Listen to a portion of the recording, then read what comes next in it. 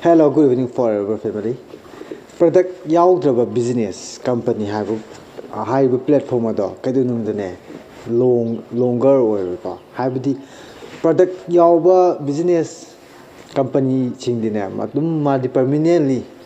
adum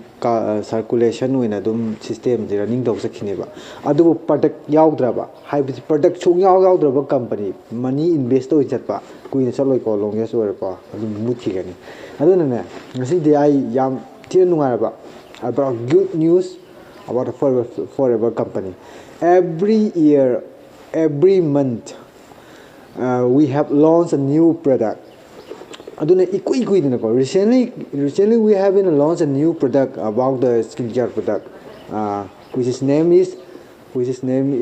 the Forever Radiant high product se kaino haragadi skincare product ching product neba hadak tahi 2025 ki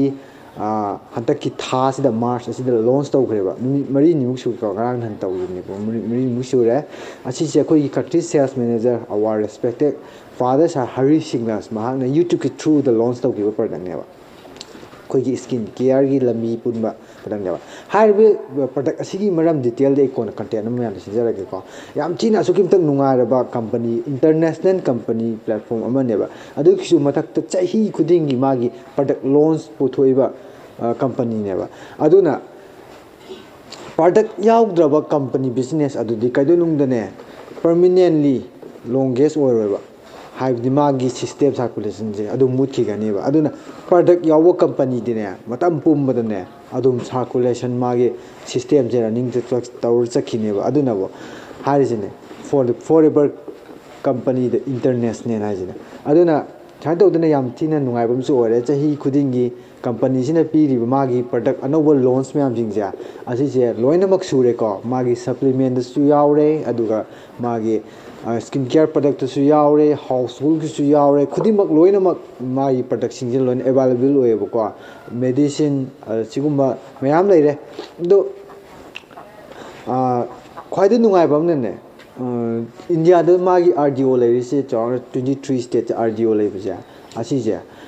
Koyna मनाक नक RDO जे हंगगदि product सिखुन लौला दु सिदा लगा लौसु याबो अदो company से नु हेन कंफर्टेबल होइनबा कदो गेम दा कंपनी मु तोंगाना एप वेबसाइट पुथोएबको माय फॉरएवर इंडिया एप हाना असिगी थ्रू दगी सु मागी आईडी से लॉगिन तरोगा प्रोडक्ट से लौनैबा हाबदि होम डिलीवर तोएबको एनी अक्रॉस इंडिया से अक्रॉस होना दुमाना प्रोडक्ट से डिलीवर तोएबा एंड थाएबा अदुना सुक नुंगाय खरबा कंपनी ने अदुनाबो आई हाकना थादोक से ड्रीबनी को हाबदि मागी स्टेट अमदा थब अम तो जाम लुई को मसागी चैलेंजर्स हेटर्स कंपटीशन हम लाकदो वे नम थनबो असिगुम जिजु खंगजारी बनेबा अदुना थबा अम तो मत तराई तराई तो बुया दे जु खंगी अदो मतंग मतम तंजा मिनजा यिंगा सु तो बदु नेबा थबक तो बाइसे अदुना सुमाइना लिगेन ओरबा गवर्नमेंट मसक नारबा इंटरनेशनल रनिंग तौबा पोचे करिनो हाबजे ममुताना खंगला मतुंग इसाना पाइजबनेबा अदुना यान थादोकजदबनेबको हाबदे तौरिबो कंपनी चलिबो कंपनी से चलिबो सिस्टम असिजु प्रोडक्ट ओइना सेल तौ रनिंग तौबो पोटने जे खंगबगी असिजे परमानेंट ओइगनी खंगबगी इसाना थादोकजदबनेबा मरमदे आइजु अदुकी मतिक पंगुमिदि नतेदना लोइना खंग हाइरगा ट्रेल लोरा थोकजरपनेबा अदुना जाइन तौने याम नुगारे कोई फॉरएवर कंपनी से मन चाही खुदिंगे लॉन्च तौबे मतुगिना प्रोडक्ट सुंगारान नानजिदा लॉन्च तौजखरे अदुना फॉरएवर रेडियंट हाइबा प्रोडक्ट असे जी स्किन केयर प्रोडक्ट असिगी लाइन सु पुल्लेबको अदु मागी तोंगानबा बेनिफिटिंग मागी हाइबदी प्रोडक्ट अमा लेगदी मागी अदुदी बेनिफिट यावगदुनेबा मागी इंग्रेडिएंट अदगी मा प्रोडक्ट असिना पीरिबे करी करी नो मा कनाबे करी नो हाइबजे अखोइद पीरिबे डेवलपमेंट जे करी नो हाइबजे लोइनमक यावरी गाक्तनेबको अदो हाइबा प्रोडक्ट असिगी मागी डेवलपमेंट की टूल सिंग जिगी कनो सिंग जिदि इंग्रेडिएंट सिंग अदे अतोप सिंग जिदि कोना मागी तोगाना आई कंटेंट हम सेंजरागे बको अदुना ngасidi aina sum taki mayamda product anoubo se asi launch tawbagi proposal tawjabne mayamda nuna mayam kariguma hari product acha seasoning bo yawadina adum directly adum dm tawbiro ko direct message tawbiro aige kanu da comment box ni khangde whatsapp ni khangde dum direct kana tawbiro dm tawbiro adu khwai nungai bam na product se product se USA gi product ne ba ko world across to ga la iba product ne ba haibudi jaga jaga da loina across to thadorok pa delivery chok product ne ba aduna product se made in USA imported by Forever Living